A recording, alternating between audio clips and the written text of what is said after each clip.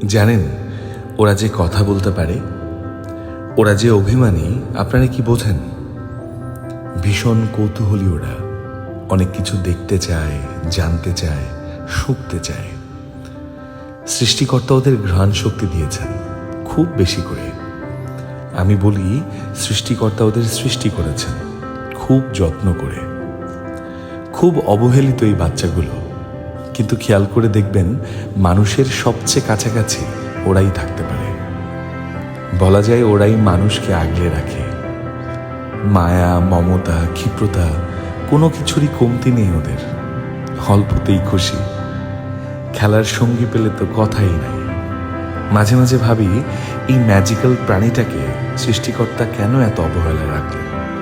পরে মনে হয় মানুষের, মানে আমাদের পরীক্ষা নেওয়ার জন্য। বুঝলে বুঝপাতা, না বুঝলে তেজপাতা। আজ গিয়েছিলাম এই বাচ্চাগুলোকে নিউটার করানোর জন্য নিয়ে আসতে। নিউটার হয়ে গেলে অন্তত ওরা ভালো থাকবে। যত্রতত্র অনেকগুলো বাচ্চা হয়ে সাফারিংসের মধ্যে পড়বে না, ক্ষুধার জ্বালা নিয়ে ছটফট করবে না। ওদের কাছে গেলে আমি সব ভুলে যাই, জানেন।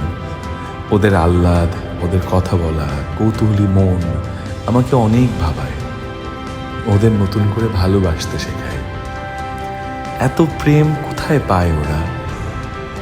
আমি সত্যিই বিশ্বাস করি সৃষ্টিকর্তা ওদের খুব যত্ন করে বানিয়েছেন, আর তাও শুধুমাত্র আপনার আমার জন্য। ওদেরকে একটু ভালোবাসবেন, একটুখানি খাবার দেবেন, ভালো থাকবেন আপনারা।